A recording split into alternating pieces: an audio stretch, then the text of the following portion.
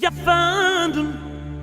tumaya boti la ñaanal iyo yaay xareru balo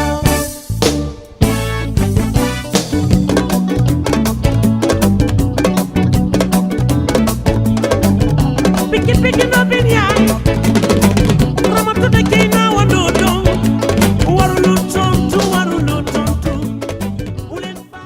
Internautes sans limite TV, bienvenue dans votre émission 15 minutes sans limite. Alors comme promis nee na leen à chaque fois rek dañuy sol suñu dàll dem seeti ndaanaan yi nga xamante ni dañuy xarañ lool ci li nga xamante ni moom la ñuy yëngu tey nag ñu def déplacement dem seeti koo xamante ni macha allah li mu nekk di ci yëngu daf ci xarañ looñ am ci expérience ba bu waxee ñëpp dañ koy bàyyi xel mu tudd Abdoulaye Ly nekkee fële nga xamante ni moom moo di ca DTV bokk ci émission bu mag boobu nga xamante ni moom moo di TMTC yor fa rubrique boo xamante ni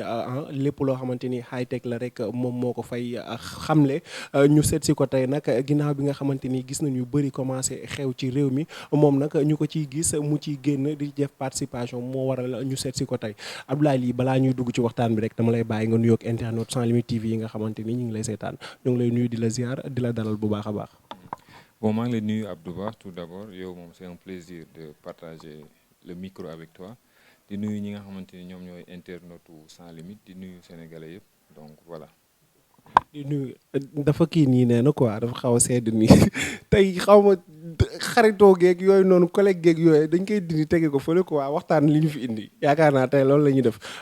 ñu bëggoon xam rek début li nga xamante ni moom moo di Abdoulaye Ly avant ñu koy gis ci émission TMTC. waaw Abdoulaye Ly de bon c'est un jeune informaticien ingénieur informaticien la pour ñu bari ñu ko xamul donc di liggéey ci benn bon je vais taire le nom parce que voilà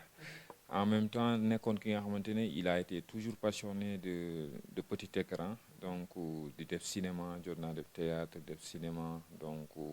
am na ay télé yu ma fi jot jaar en tant que chroniqueur en tant que invité LCS jaaroon naa foofu et autres mais dama nekkoon ki nga xamante ni j'étais trop passionné par la nouvelle technologie d'ailleurs école bi ma nekkoon ba may def sixième ba troisième maanaam collège man maa fa nekkoon ki nga xamante ni lu yàqoon ci école bi dañ ma ko doon indil ma bricolé ko donc ba ñu defee BFM ma bokk ci élèves yi nga xamante bon j'étais le seul élève orienté ci série technique bi au lycée Limamoulaye ba nit ñi dañu ma doon wax sax yow da ngaa dof parce que foofu dafa metti mais comme que dafa nekkoon li nga xamante ni passion la et tout ma dem fight am sama bac technique et cetera continuer amour boobu topp ma par la suite ma amoon benn oncle bu nekk aux États-Unis mu envoyé ma ordinateur ci laa nekkoon di fight après j'ai poursuivi sama formation en informatique et cetera télécommunication après je me suis dit pourquoi ne pas proposer des rubriques high-tech technologie ci li nga xamante ni moom mooy télévision yi parce que j'ai passé tout mon temps à lire des magazines yi nga xamante ni ci technologie lay wax di seetaan ay émissions technologie ci réewu tubaab bi donc ci laa ñëwee proposer ko fii nii donc émission laa fi njëkk a proposer d'ailleurs émission moo ngi daw sax mooy mise à jour après ñu ne bon comme que ñu ngi lay soog a gis et tout xamuñu la dañuy essayer insérer la ci benn émission donc muy toi-même tu sais ma ñëw dugg def sama baptême de feu ça a réussi donc may def affaire yi mu am solo et cetera après gars yi commencé di ma wóolu donc par la suite may cuuc fii di cuuc fële di wax ci actualité politique di wax ci actualité sociale parce que dama nekk ki nga xamante ni aussi damay gëstu lu xew ci dëkk bi ñu bëri sax activiste lañ may woowee parce que dañ naan je tire sur tout ce qui bouge waaw nee nañ dama métti yow xam nga ne métti wu ma quoi dama nekk ki nga xamante ni rek dama xaw a radical ci yenn affaires yi donc nekk ki nga xamante ni day gis dëkk bi nu muy doxee xam ne bu ñu toogee fi continuer di nelaw ci nit ñi diriger wala yu mel noonu on va pas sortir ci du ñu teel a génn ci auberge bi comme on le dit donc mu dem ba léegi les jeudis aussi damay ñëw di wax ci politique kese parce que invité politique yi aussi donc du mu leen may dara parce que man je parle sans langue de bois d'ailleurs loolu moo tax ñu naan dama compliqué lu ma war a wax dama koy wax boole ko ak yar ak teggin quoi man xaw ma wiiri xaw ma maslaa peut-être loolu moo tax ñu naan kii dafa soxla dafa métti mais du loolu voilà. li waral ñu seet si la bokk na ci maanaam pertinence bi nga xamante ni yaa ngi koy wane ci émission toi-même tu sais muy high tech bi nga xamante ni moom ngay def maanaam wàllum technologie révélation yi nga ciy def ak li nga xamante ni moom ngay wax ci application yeeg la façon dont on l'utilise nga xamante ni am na ay côté yu positif am ay côté yu négatif nga koy souligner à chaque fois bokk na ci léegi ñu commencé la ci ràññee bu baax a baax nga xarañ ci di ci def ay analyses yu pertinentes tey jii nii loolu noonu commencé arrivé nan la dikkee. Et naturellement parce que dama nekkoon ki nga xamante ni je rêvais d'aller au Silicon Valley visiter xool li nga xamante ni jeunes américains yi wala jeunes chinois yi moom lañ doon def je me disais pourquoi pas au Sénégal ñun ñu réussir réaliser loolu donc loolu moo nekkoon sama rêve bu gën a mag alors ci laa commencé comme ni mu la ko waxee di télécharger ay magazines de piratage informatique di tester nan la ñuy pirater donc di télécharger ay applications di xool di jël téléphone yi nga xamante ni mooy téléphone yu yàgg yi di dem au-delà de l'utilisation yi nga xamante ni nit yi moom lañ doon am parce que man dama tegoon sama bët ñi nga xamante ni ñoom ñooy tubaab bi parce que au Sénégal amuñu woon benn avancée bi nga xamante ni nit ñi amoon nañ ko ci technologie d'ailleurs ba tey problème boobu lañ am parce que nous sommes un public non averti ñun téléphone portable le strict minimum lañ koy utiliser c'est-à-dire WhatsApp def appel def message alors que téléphone portable il y a énormément de choses yi nga xamante ni mun nga ko def énormément de choses yoo xamante ni mun nga ko utiliser d'ailleurs loolu moo indi ma ne léegi man damay won nit ñi des trucs et astuces yi nga xamante ni da leen permettre au-delà de l'utilisation basique des téléphones portables dinañ ci def ay affaires yu extraordinaires à travers des applications yi nga xamante ay nit ñoo ko créé pour dimbali les utilisateurs de téléphones portables affaire yi noonu la ma dikkee donc moo tax chaque lundi je fais des recherches donc c'est pas facile parce que tu dois faire des recherches li ngay def recherche da nga ko war a maîtriser tester ko xam ko ba boo toogee ci plateau bi boo koy présenter nit ñi dafay très facile à comprendre et juste pour dire que ñi nga xamante ni ils parlent de technologie en général au Sénégal en français lañ koy def man ma ne non pourquoi ma koy def en français parce que am na ay bawol am na ay dawalkatu charrette am na ay nit yi nga xamante ni jànguñu français te dañuy utiliser téléphone portable donc damay wàccee niveau bi def ko en wolof jël expression technique yi traduire ko de telle sorte que képp ku ci ne ci ñoom di nga mën a utiliser sa téléphone portable te tubaab bi wala ki nga xamante ni moo jàng tubaab du la ci ëppale dara moo waral sama Facebook sama WhatsApp tout le temps ñooñu ñoo may message souvent dañuy gis benn jaaykat café WhatsApp ma ne ma man kat damaa dégg nga doon wax ci benn application tel est-ce que mun nga ma kaa expliquer waat ma defal la benn explication bu terre à terre d'ailleurs moo tax ma dem ba créer benn chaîne YouTube tuddee ko le berger high tech di fa def ay tutoriels en wolof parce que man c'est les Sénégalais qui m'intéressent Sénégalais yi laa bëgg ñu xam ne cerveau la rek cerveau couleur bu rose la pour l'africain l'asiatique et l'européen ni yàlla bindee cerveau yi moom la ba yàlla bindee suñu cerveau yi donc ñoom lu ñuy mën a def ñun on peut le faire donc loolu moo may motiver chaque jour may indi ay application di ko expliquer nit ñi ba ñu xam ne lañ koy utiliser et cetera ba tey ñu am benn public assez élargi qui s'intéresse à la nouvelle technologie je ne dirais pas que c'est grâce à moi mais bokk naa ci ñi nga xamante ni vulgariser nañ ko ba affaire bi yaatu voilà. sànq yaa ngi sànni xeet sama mbokk bool yi du ma bàyyi mu jàll bool léegi dañoo jàng lu leer laa lay wax man ay bool laa yaru sama xarit yëpp bool yi ñoo si ëpp du ma toog fii ngay wax dara bool yi may bàyyi mu jàll arrêté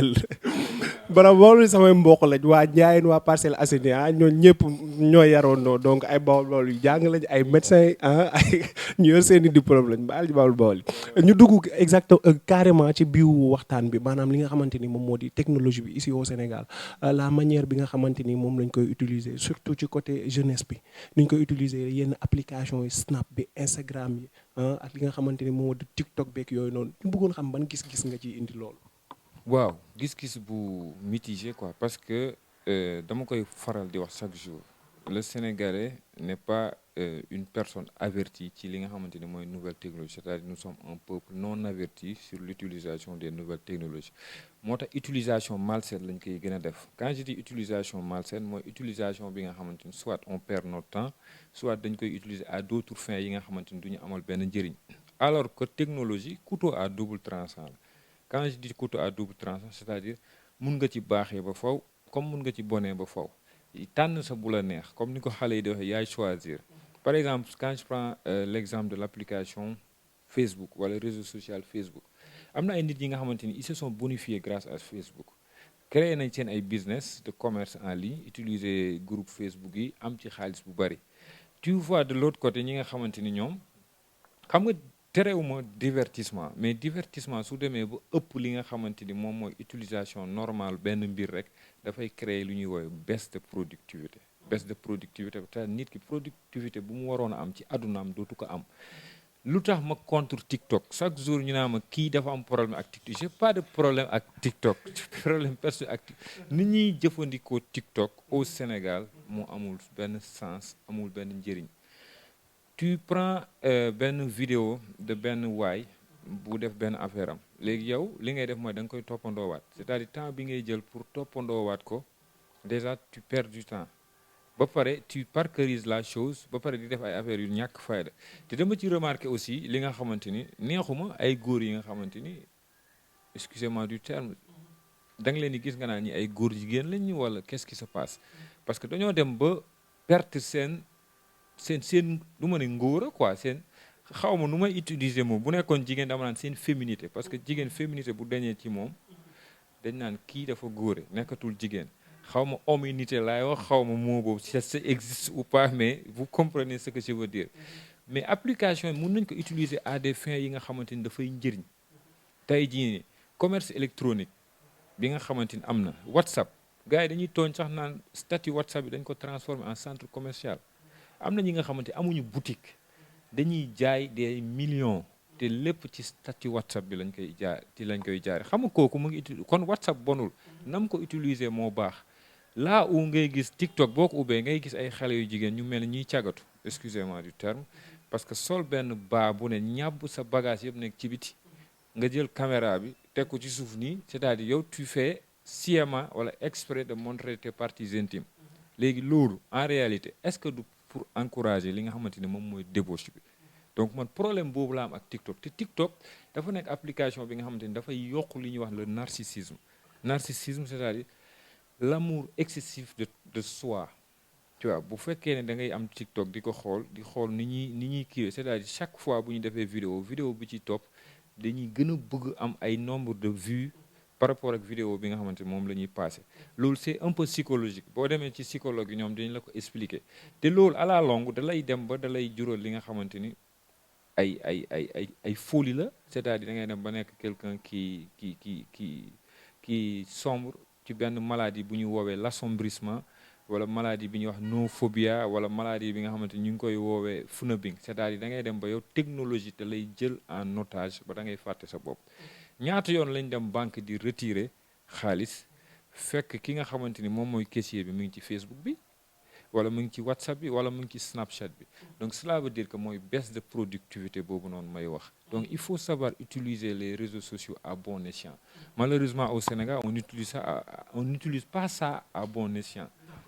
Mais comment s'explique le fait que actuellement comme ni nga koy waxee TikTok bi am na lu bëri loo xamante ni neexu la ci des choses négatives yu ci nekk comment s'explique le fait que mu devancer instant yi nii application yu bëri parce que boo xoolee comme ni nga wax sànq ni nga wax maanaam ñu bëri instant bi nii bu ñu wàccee pour ñoom moyen de distraction bi nga xamante ni moom la ñuy gën a am dugg biir TikTok moom moo leen koy may. Techniquement parlant xam nga la moo tax TikTok dépasser yeneen application ça n'a rien d'extraordinaire parce que TikTok amul filtre comme ni Instagram amee filtre wala Facebook say ami rek ngay gis Instagram ñi nga abonné rek ngay gis TikTok amul filtre amul barrière boo ubbee TikTok télécharger nga application bi même soo amul compte da ngay gis vidéo yi dañuy défiler aléatoirement donc c'est-à-dire vidéo marché la rek boo génnee da ngay dajeek ñëpp ñi nga xam ak ñi nga xamul donc chinois yi dañ ko concevoir de telle sorte que boo duggee da ngay gis affaires yi di défiler c'est-à-dire ay suggestions la donc loolu moo tax TikTok dépassé naturellement yeneen application yi tu vois TikTok c'est pas par hasard que aux États-Unis ñu interdire TikTok dañ ko accusé d'espionnage dañoo ne TikTok dafay utiliser li nga xamante ni mooy données personnelles utilisateurs yi à leur insu alors que leur code électronique wala code des télécommunications daf koy tere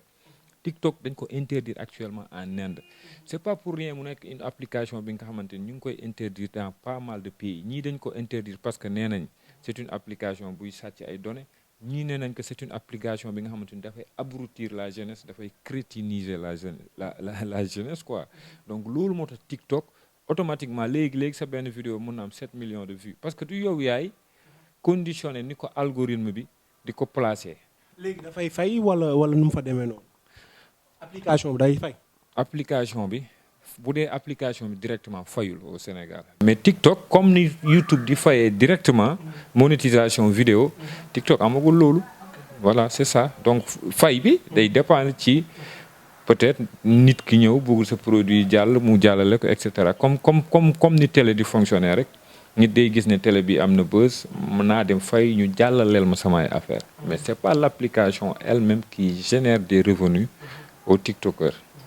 ñu dellusiwaat un peu en arrière ci loo xamante ni xewoon na fi benn émission bu amoon fa li nga xamante ni moom moo di Sen TV yaakaar naa Ouzin Keita lañ fi invité woon ngeen def émission waa TMTC ngeen jël temps bu bëri toog di wax ci émission boobu noonu fa xewoon ba ñoom ñi gis ci seen bopp di leen tontu sa doom nay bi gis nañ ko ci ak ki nga xamante ni moom moo di Nafi Dié et tout ça ñu bëri daal ci xalaat que ni loolu acharnement la woon quoi parce que mënoon ngeen ñëw rek brosser maanaam li nga xamante ni moom moo fa xewoon sans pour autant ngeen di dénigrer journalistes yi nga xamante ni ñoom ñoo fa nekkoon. c'est que lu tax mu jël temps bu bëri c'est normal ñun suñu plateau bi on était 7 personnes te 7 personnes ku ci nekk bu waxee 1 voire 2 minutes 2 fois 7 14 minutes et puis c'est pas de l'acharnement en fait ñoom ñoo yàkkamti woon tontu rek man tamit damay bañ a wax ñu ne damay acharné wu ci ñoom parce que temps yi dañoo jàpp ne damay acharné wu ci ñoom te acharné wu ma ci ñoom xaw ma leen sax Biggi on se connaît on était là mais l'autre xaw ma ko waaw te moom mooy ki nga xamante ni mooy faral di tontu la plupart du temps parce que du déglu jour boobu noonu kenn waxu fa turam kenn waxu fa turu Biggi on parlait de Ouzin Keita qui a insulté les journalistes li ñu doon dénoncer mooy pourquoi à chaque fois yenn journalistes yi di offrir ay tribunes aux médiocres ba ñuy jël yenn kàddu yi di ko teg ci deru journalistes yi loolu lañ doon dénoncer te c'est vrai loolu man dama koy répéter di ko wax xam la mooy problème bi ñenn ñi ñoom ñooy promouvoir médiocrité Ouzin Keita du ci son du ci comportement du dara lu war a tax mu war a toog ci kanamu nit ñi di expliquer wu. boo ko invité sa émission c'est juste pour ça parce que ñoom seen concept bi loolu la 100% buzz. nangul naa leen ko man loolu laa leen wax ñoom aussi nañ nangu ne ils font la promotion de la médiocrité le fait que man nangul leen que seen émission bi 100% buzz la tout 100% people autant pour moi. xam nga buzz ça veut dire bruit en anglais bruit. Il y a combien de personnes qui font le buzz et qui n'ont pas été invitées docteur bi taxaw chaque jour ci télé bi di wax le nombre de cas coronavirus pourquoi duñ ko invité et pourtant kenn ëpp ko buzz jamono ji docteur bu am karaw yu weex yi nu mu tuddati sax docteur Abdoulaye Bousso pourquoi invité wuñ ko foofu il y a énormément de personnes actuellement yi nga xamante ne mun nañ leen invité ñu wax parce que am nañ buzz mooy ki ñuy tudd ki ñuy wax rek mais ñoom ñoo ci tànn ñi nga xamante ne wax dëgg yàlla. mais ñooñu en fait askan wi ñoom la ñuy ëpp lu ñuy suivre. moom laa lay wax nii c'est-à-dire du ci ñooma pour les Sénégalais. c'est la demande. Sénégal la de c'est le pays qui est comme ça c'est le pays qui fonctionne comme ça gis nga tey suñ fi invité woon kenn kuy wax technologie wala leen kenn du ko seetaan suñ fi invité woon meilleur élève suñ Sénégal duñ ko seet c'est le peuple qui est responsable du ñoom man du ñoom c'est pas eux ils n'ont rien fait c'est la demande gis nga tey ok une télé a besoin de visibilité pour payer ses employés c'est tout à fait normal au Sénégal nag la chose la mieux partagée c'est le sensationnel quand je dis mooy sensationnel mooy commérage jëw d'ailleurs les 2 émissions les plus écoutées au Sénégal mooy tës ak xalaas qu'est-ce que lan la ñuy wax foofu à part sama wujj bi nangam commérage yi autre te mooy émission ñuy gën a déglu c'est-à-dire fait divers moo dox dans ce pays dëkk bu ci nekk dafa am nu muy dox ñoom du ma leen condamner parce que tey jii nii du ñoom kese ñoo ko invité de ils font ay ñaar ñooñu noonu ils font le tour des télés ils font le tour des sites web dañoo dem ba dañoo fuuy ba respecté tuñu ñi nga xamante ni ñoom ñoo leen di poser ay questions am na ci koo xam ne boo poser question danaa la carrément la moo tax nga dox ci naaj bu tàng bi ñëw di ma poser question juste pour te dire ils ne respectent même pas ce ñi leen di poser question parce que attanuñu succès bi nga xamante ni moom lañ teg seen kaw léegi nag loolu dafay dem ba dafay jur li nga xamante ni dafay këpp ci kaw journalistes yi gis nga ñaar ñooñu Biggi ak kooku noonu invité woon bañ ko invité avant muy saaga kenn ñoom la njëkk a saaga ne leen da ngeen mën a fen wax leen fa lu bon ba nekkale da ngay xeesal xaw la wax tu vois léegi yar nga sa kuy ba mu màgg avant muy mbëkk kenn yow la njëkk a mbëkk yow la njëkk a mbëkk. à côté am ay confrères yu doon jël sa défense nga ne dañ doon acharné wu ci yow. incompréhension la alors. incompréhension la wax dëgg yàlla kii ka saaga. dañ ko doon jëlal défense parce que dafa ne journaliste yi te moom ci corporation boobu la bokk. ñi koy jëlal défense mu yàkkamti yaakaar ne dañ koy kii moo tax. ci loolu noonu mu def ci lañ ko fekk si pour gën koo appuyer le fait que mu doon wax ne du ma nangu ngay saaga ñun ci loolu lañ ko fekkoon di ko sotale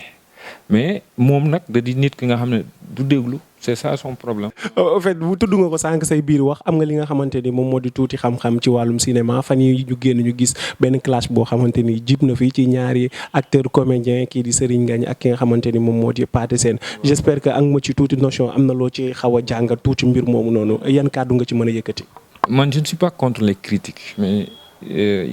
dafa war a nekk des critiques constructives waaw comme ni nga ko waxee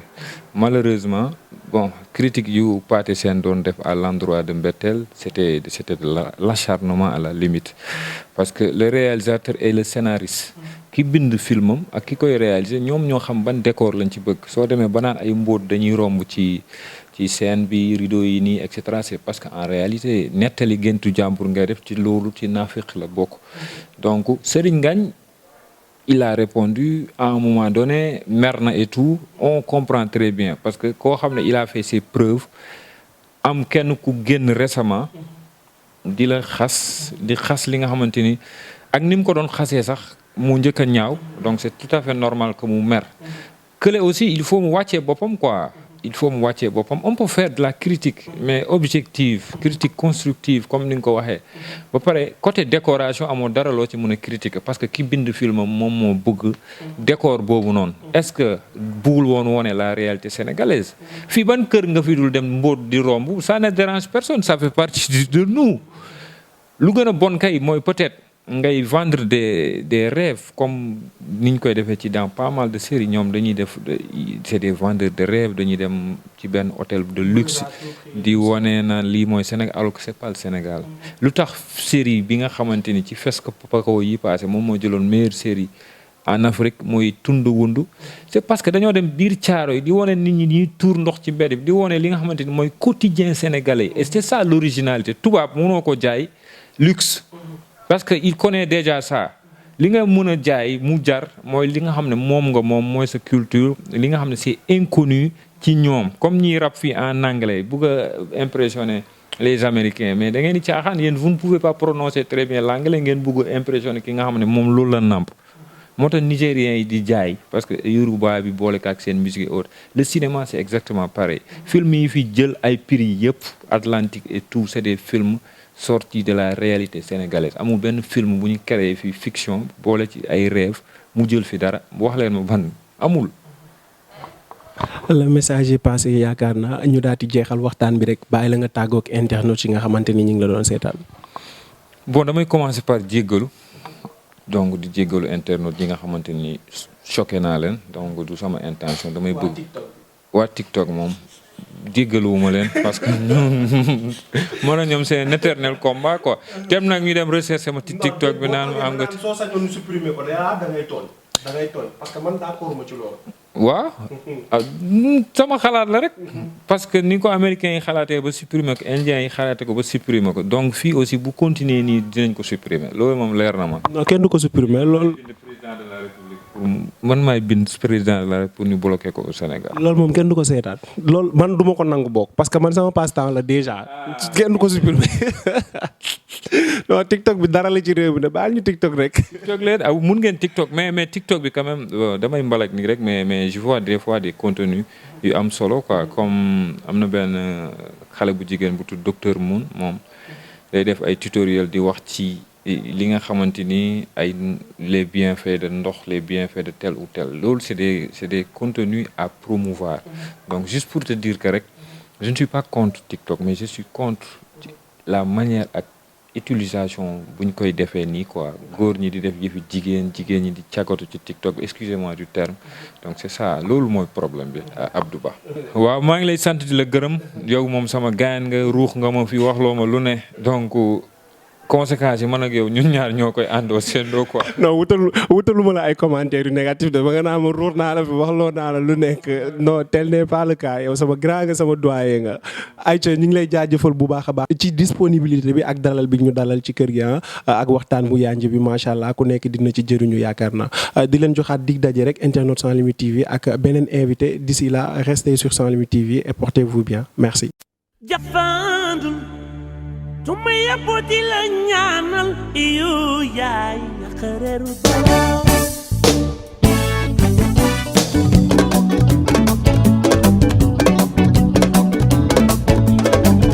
piki no bin yaay